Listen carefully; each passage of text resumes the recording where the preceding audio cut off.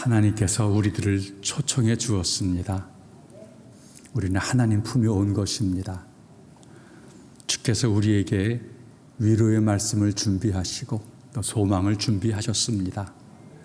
세상을 살아가면서 지치고 상한 마음들, 또 무거운 짐들 하나님 앞에 내려놓으시고 오직 주님만이 주시는 위로와 평강을 가슴에 담고 돌아가시기를 바랍니다. 나름대로 내가 할 수 있는 일, 내가 이겨볼 수 있는 것도 있지만 점점 살아가면서 내가 이기기 어려운 것들이 있고 내가 감당하기에는 너무나 큰 것들이 있습니다. 하나님 우리 형편과 처지를 잘 알고 계십니다. 여러분을 돕기를 원하고 계십니다. 여러분 마음의 짐을 내려놓으시고 하나님 나를 긍휼히 여겨 주옵소서. 주님의 선하심이 여러분의 심령에 가득하기를 축복합니다. 2월 한 달 저희들이 천국 소망이라고 하는 주제를 가지고 말씀을 나누고 있어요. 이 땅에서 잘 삽시다. 그리스도인답게 삽시다. 열심히 삽시다. 우리 그런 얘기 많이 했어요. 그럼에도 불구하고 우리는 약해요. 애쓰지만 여전히 허물과 부족함이 많이 있습니다. 하나님 우리를 알고 계세요. 하나님 우리에게 주의 나라를 예비하셨어요. 우린 천국 백성입니다. 내가 무엇인가 해야 한다, 할 수 있다. 너무 이것을 꽉 붙잡기보다는 하나님이 나의 주인이시다. 주님이 나를 다스리신다. 먼저 그것을 믿음으로 누려가시기를 축복해요. 오늘 본문 한 절 말씀이에요. 천국은 이런 거다라고 말하고 있는데 이 짧은 한 절 속에 천국의 귀한 특징들이 여러 가지로 드러나고 있어요. 아, 이게 하나님 나라구나, 이거구나. 말씀 속에서 하나님의 나라의 그 모습을 여러분의 가슴에 채우고 붙드는 귀한 시간 되어지기를 소망합니다. 자, 다시 한번 44절 말씀 한 번 읽어봅니다. 시작. 천국은 마치 밭에 감추인 보화와 같으니 사람이 이를 발견한 후 숨겨두고 기뻐하며 돌아가서 자기의 소유를 다 팔아 그 집을 사느니라. 아멘. 천국은 마치 밭에 감추인. 하나님 나라의 특징의 한 가지는 그것이 쉽게 발견되어지는 것은 아니라는 것입니다. 어떤 사람에게는 허락이 되어졌어요. 하지만 어떤 이에게는 허락되어지지 않았다는 거예요. 택함을 받은 사람에게는 그것이 깨달아지고 확인되어지고 누리게 되어지는데 어떤 사람들에게는 아니 어디 있단 말이야, 난 잘 모르겠어, 이런 일들이 벌어지게 된다는 거예요. 여러분, 사람이 똑같은 것을 보고 함께 거닐어 가도 어떤 사람은 깨달아 아는 사람이 있는가 하면 어떤 사람은 전혀 보지 못했다고, 난 전혀 알지 못한다고, 이런 일들이 벌어져요. 천국이 그러하다는 거예요. 예수님 당시에 바리새인들이 예수님께 나와서 천국 비밀을 질문합니다. 아, 하나님 나라가 도대체 어느 때 임하는 것입니까? 그때 예수님께서 하신 말씀이었죠. 하나님의 나라는 볼 수 있게 임하는 것이 아니니라. 그러니까 바리새인 너희들에게도 하나님 나라가 감추어져 있다라고 말하고 있는 것이죠. 천국은 불신자들에게는 감추어져 있다는 거예요. 천국의 비밀이 그들에게 알려지는 것이 허락되지를 않았다는 것입니다. 13세기 아직 문명이 막 깨어나기 막 직전에 유럽의 이탈리아에 탐험가였던 마르코 폴로라고 하는 자가 정말 그 당시는 상상할 수 없는 미지의 세계였어요. 이 동방을 건너 먼 거리를 여행을 해서 마침내 중국에 도달하게 되어집니다. 그리고 이 마르코 폴로는 중국에서 17년 동안을 살게 되어져요. 그리고는 고향 이탈리아로 돌아가게 되어져요. 그래서 돌아가서는 내가 이런 세계를 보았다고 동방견문록이라고 하는 책을 저술게 되어지지요.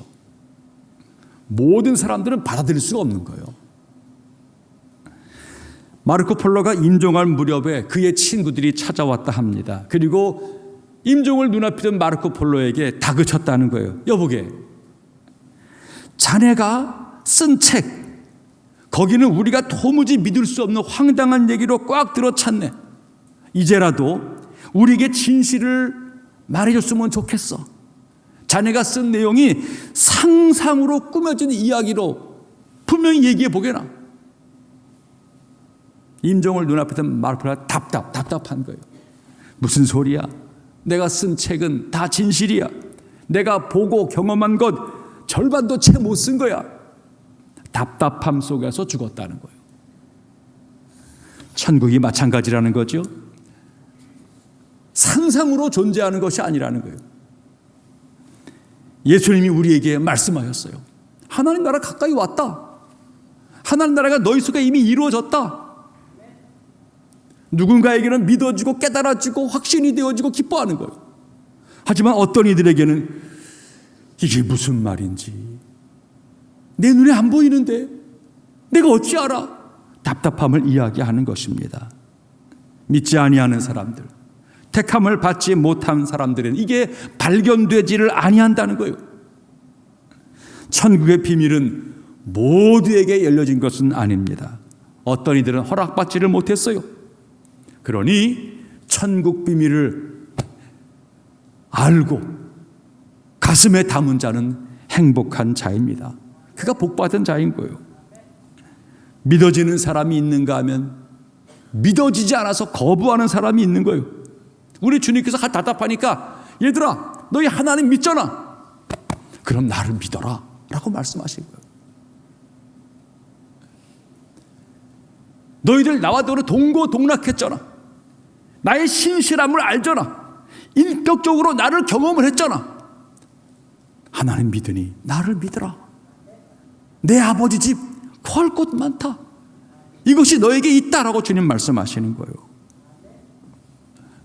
결국 주님과의 신뢰관계를 가져야 하나님 나라가 깨달아진다는 거예요. 예수 믿지 아니하는 자에게는 하나님 나라가 스스로 믿을래야 믿어지는 것이 아니라는 거예요. 하지만 주님을 알아가는 자들은 그것을 알게 되어지고 누리게 되어진다. 자, 천국은 마치 밭에 감추인 보화와 같으니 보화와. 천국은 내가 지금 갖고 있는 것 가운데 어느 것으로도 비교할 수 없는 가장 귀하고 좋은 것이라고 말씀하고 있는 거예요. 그는 지금 남의 집에 가서 밭에서 일을 하다가 거기서 금은보화를 발견한 거예요. 자기의 집 그 어떤 소유로도 얻을 수가 없는 거예요. 정말 너무나 놀라운 발견을 한 거예요. 보화와 같으니. 사도 요한이 유배를 당했어요. 터키 서쪽의 조그마한 섬 밤모섬에 유배를 당하게 되어졌어요. 거기서 기도하던 중에 성령의 감동 속에 영화로운 천국 모습의 계시를 받게 되어집니다. 요한계시록 이야기예요. 요한은 자기가 본 게 얼마나 놀라웠는지요. 계시록 21장 10절 이하의 말을 합니다. 성령께서 나를 데리고 크고 높은 산으로 올라가 하나님께로부터 하늘에서 내려오는 거룩한 성 예루살렘을 보여주었다는 거예요. 거기에 예루살렘 성을 바라보니까 하나님의 영광이 가득 차 있고 그 성의 빛이 지극히 귀한 보석 같고 벽옥과 수정 같았노라 라고 말을 얘기해요. 요한은 너무너무 신비한 천국의 모습, 예루살렘이 자기에게로 오는 모습을 보았다라고 하는 거예요.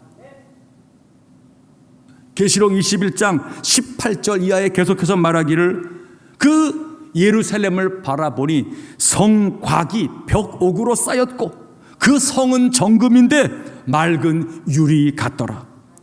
그 성의 성곽의 기초석은 이라고 말하면서 12가지 보석이 성곽으로 꾸며져 있다라고 얘기하는 거예요. 그리고 말하기를 12문은 진주로 되어져 있고 각 문마다 진주 하나로 되어져 있는데 성의 길들은 맑은 유리 같은 정금이라고 이야기를 합니다. 요한은 지금 너무 신비롭고 너무 아름답고 너무 귀한 천국의 모습을 바라보는 중에 기뻐 즐거워하는 거예요. 천국의 영화로움이 너무너무 놀라웠다라고 말을 합니다. 이게 하나님의 택한 백성을 위해 예비되어진 것인가 라고 깨달으면서 너무 즐거웠다라고 말하는 거예요. 하나님이 우리를 위해서 가장 좋은 것을 예비해 놓았구나. 자, 요한이 그렇게 성령의 인도함 속에 천국의 한 부분의 모습에 너무너무 기뻐하다가 마침내 외치게 되었어요. 마라나타, 아멘, 주 예수여 어서 오시옵소서. 천국의 모습을 바라본 이 사도 요한이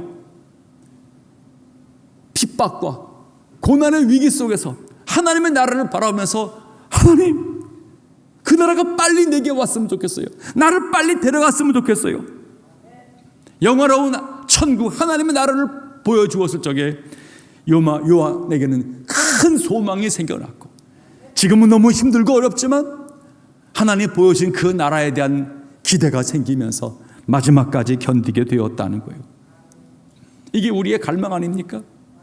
성도는 이 땅을 살아가면서 나름대로 애쓰고 수고하고 노력하고 열심을 다합니다. 그러나 믿음의 삶을 그리 살아가는 과정 속에서 세상이 무섭다. 참 사람들이 쉽지가 않다. 왜 이렇게 꼬고 뒤틀고 정상적으로 헤아리지를 못하고 왜 이렇게 원수를 삼으려고 적대를 하려고 그러고 왜 이런 일이 벌어지는가? 믿음의 삶을 산다는 거 쉽지가 않구나. 성도가 성도의 삶을 살려고 할 때 느껴지는 처절한 답답함이. 하나님은 그런 성도에게 아니다. 여기가 내가 거할 영원한 것이 아니다.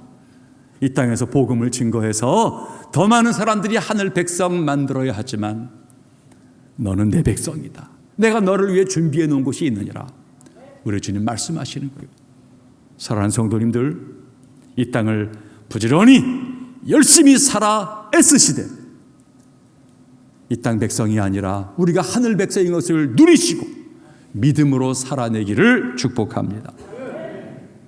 천국은 마치 밭에 감추인 보화와 같아서 사람이 이를 발견한 후에 천국은 발견되어진다는 거예요.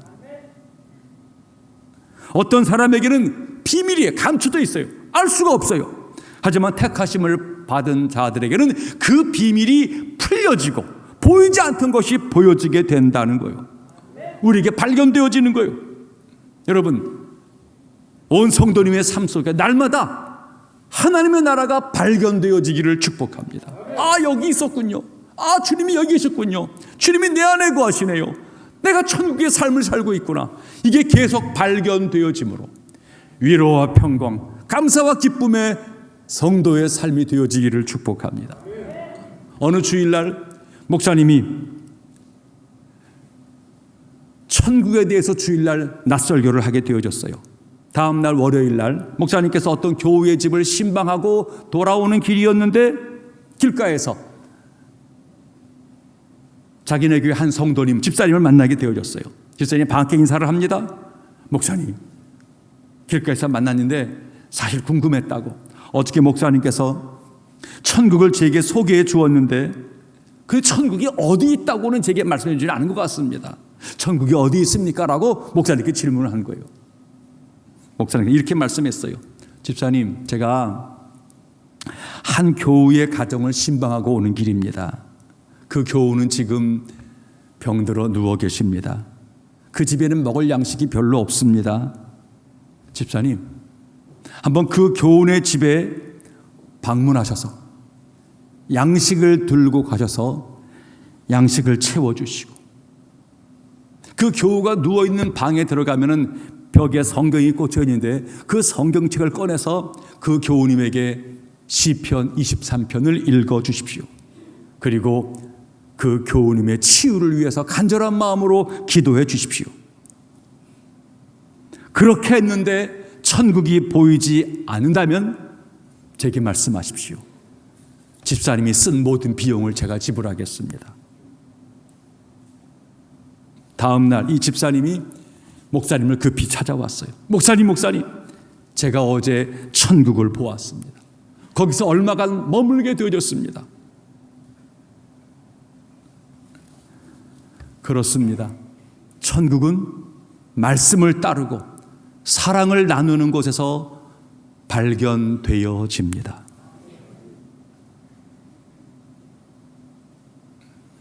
천국을 발견하시기를 바라요. 그 천국을 누리시기를 바랍니다.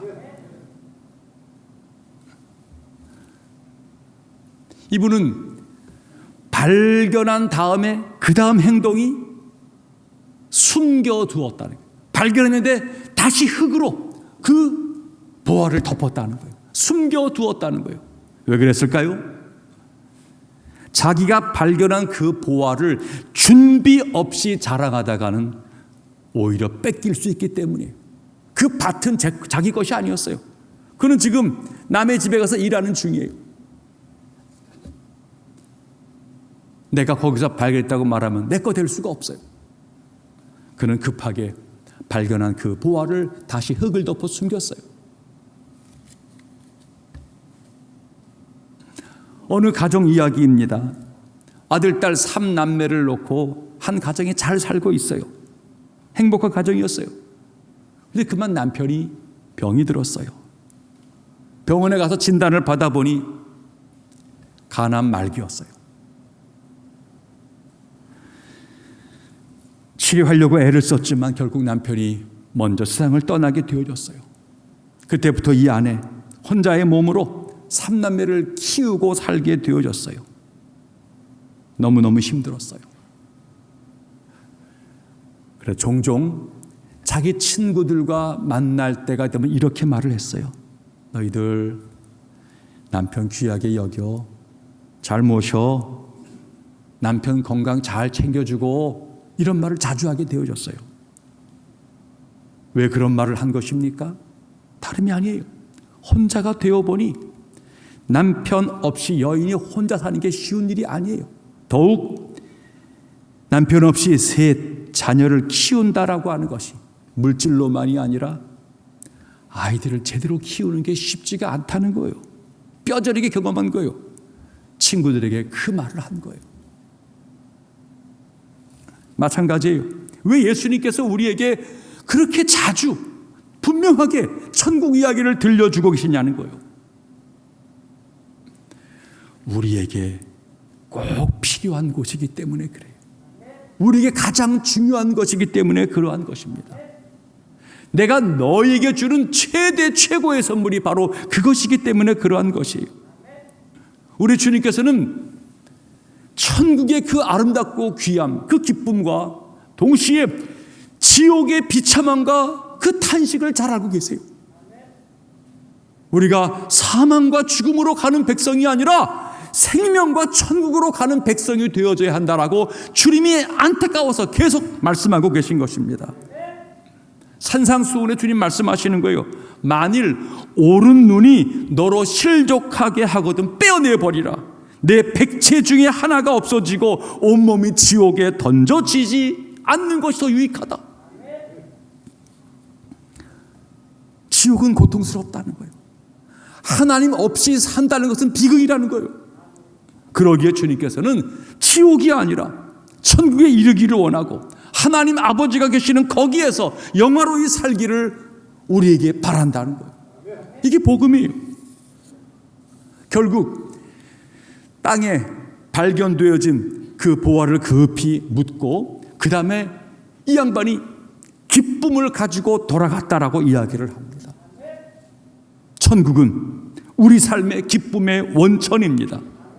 이 땅을 살아가는 중에 우리 삶에 샘솟는 즐거움을 주는 것이 천국이 되어집니다. 천국이 우리 안에 거하면 우리는 절대적 기쁨을 누리게 되어집니다. 하나님이 나를 다스려 하나님이 내 형편과 처지를 다 알아. 하나님이 나와 동행하시지. 이게 분명해지면 우리의 삶은 두려움이 사라져요. 근심걱정이 없어져요. 힘들어도 견딜만 하고 소망이 우리를 넘쳐나게 되어져요. 여러분, 이 보화를 발견하신 분, 너무 기뻐서 그것을 얻기 위해서 집으로 돌아가 자기 모든 소유를 다 팔게 되었다는 거예요. 그래도 전혀 아깝지 않았다는 거예요. 마찬가지입니다.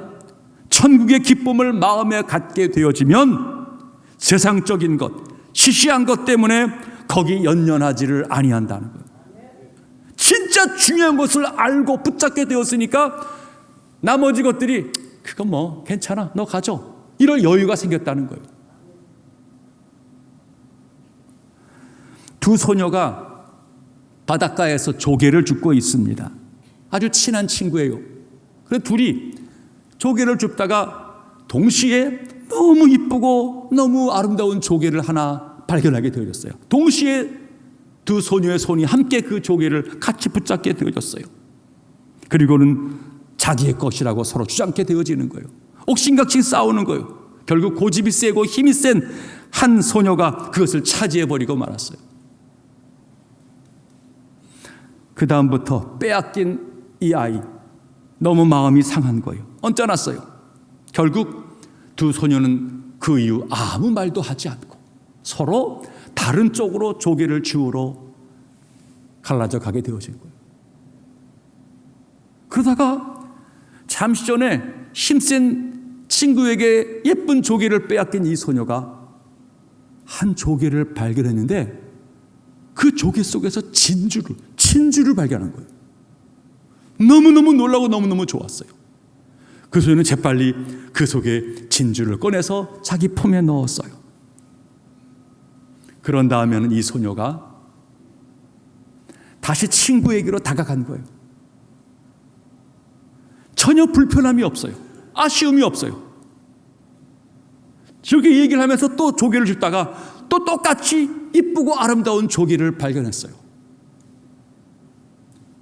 이때 진주를 품에 안은 이 소녀, 주저함이 없이 다른 친구에게 괜찮아, 그건 내가 가져 라고 말을 하게 되었다는 거예요. 마찬가지입니다. 천국의 기쁨을 가슴에 담은 자, 그까지 작은 별것 아닌 세상 것 때문에 마음 아파할 이유가 없다는 거예요. 그와 내가 싸우고 원망할 이유가 별로 없었다는 거예요. 왜요? 내 안에 천국이 있기 때문이에요. 이 기쁨이 성도의 삶이에요. 이게 에너지예요. 이게 능력과 지혜예요. 이 땅을 여유롭고 담대하게 살아가는 우리의 힘이에요. 결국 보화를 발견한 이분 집으로 돌아갔어요. 그리고는 자기의 소유를 다 팔아 그 밭을 샀다는 거예요. 천국, 그것을 발견하면 이후 어떤 대가라도 지불할 수 있다는 거예요. 살아가는 중에 천국을 가슴에 담은 자는 그 천국의 기쁨을 누리기려고 함에 있어서는 다른 것들을 별로 중요하게 여기지를 아니한다는 거예요. 양보할 수 있어. 별로 중요하지 않은 거 내가 내려놓을 수 있어. 이런 여유로움이 있다는 거예요. 그 보화가 얼마나 크고 중요한지를 알고 내 안에 천국이 얼마나 귀한 것인 줄 알고 있기 때문에 뭐 남들은 뭐 희생하고 뭐 헌신하고 무슨 뭐 이렇게 무소유 이런 말 하지만 그건 그런 게 아니에요. 천국이 있기 때문에 괜찮아, 내가 먼저 해, 내가 가져 라고 말할 넉넉한 여유. 천국을 가슴에 품은 자는 그리 산다는 거예요.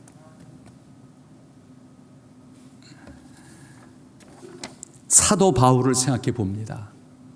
그가 예수 믿기 전, 예수 바깥에 있을 때에는 자신이 가진 소유를 대단하게 여겼어요. 그는 빌립보서 3장 5절 이하에 말합니다. 내가 8일 만에 할례를 받고, 내가 이스라엘 족속이고, 내가 베냐민 지파이고, 나는 히브리인 중에 히브리인이고, 율법으로는 바리새파에 속해 있고, 열심으로는 교회를 핍박했던 자이고, 그리고 율법의 의로는 나는 흠이 없는 자였어. 예수를 몰랐을 때는, 예수 밖에 있을 때는 이것들이 대단한 자랑거리였다는 거예요. 그런데 바울, 예수 그리스도를 만났어요. 예수님이 참된 보화인 것을 발견한 거예요. 그는 이후 예수를 얻으려고 자기 과거의 모든 소유를 기꺼이 팔아버렸다는 거예요. 빌립보서 3장 이하는 계속해서 말하기를, 그러나 무엇이든지 내게 유익하던 것을 내가 그리스도를 위하여 다 해로 여길 뿐더러 또한 모든 것을 해로 여김은 내 주 예수 그리스도를 아는 지식이 가장 고상함을 인함이라. 내가 그를 위하여 모든 것을 잃어버리고 배설물로 여김은 그리스도를 얻고 그 안에서 발견되려 함이라. 바울, 예수 안에서 보화를 발견했다는 거예요. 천국을 발견했다는 거예요. 그것을 내가 얻고 누리려고 함에 있어서는 지난날 붙잡았던 것들, 자랑했던 것들, 얼마든지 그거 다 내려놓을 수 있다는 거예요. 심지어 그거 다 쓸데없는 거야. 심지어는 배설물이야, 똥이야 라고 말하는 거예요. 바울, 천국을 품고 나니 조급할 이유가 없어요. 여유로움과 담대함이 그 속에 넘쳐나는 것입니다. 성도는 그리스도를 얻은 자예요. 천국을 품은 자예요. 그렇기 때문에 이 땅을 살아가면서 넉넉한 선택을 할 힘이 있는 거예요.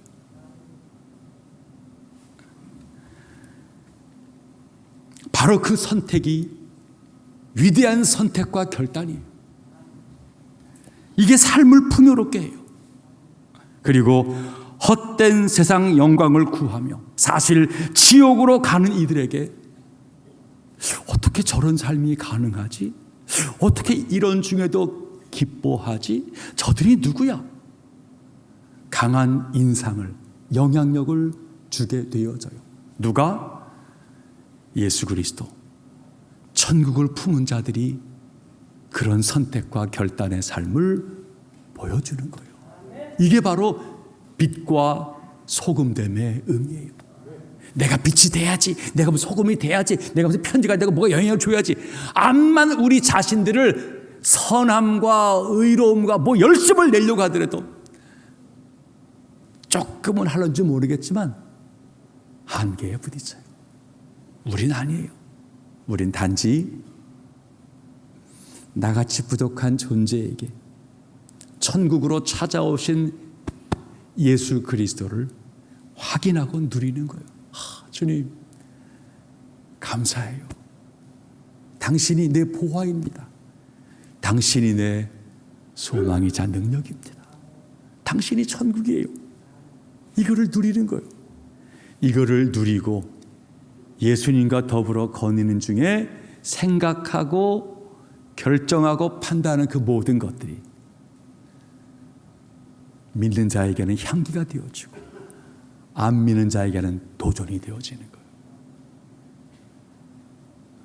그런 천국을 품은 자의 선택과 걸어가는 길이 세상을 천국의 삶으로 만들어가는 씨앗이 되어지는 거예요.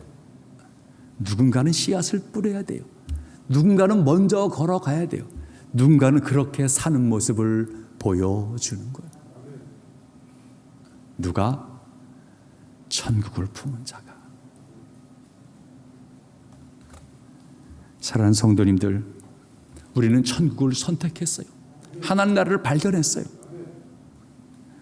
이제 그 삶을 거닐어 가면서 지난날 조급했던 것, 너무나 연연했던 것, 너무나 마음을 쓰는 중에 사실은 두려움과 떨림에 빠졌던 것, 그 모든 것들에 대해서 이제는 자유로우시기를 바랍니다. 여러분을 위협하는 게 무엇입니까? 그야말로 가난과 기근과 또 심지어 죽음입니까? 천국과 영생을 소유한 자는 그것으로부터도 담대해집니다. 그 여유로움과 담대함이 성도의 능력입니다. 이 힘을 펼쳐나가는 우리 교회 온 성도 되어지기를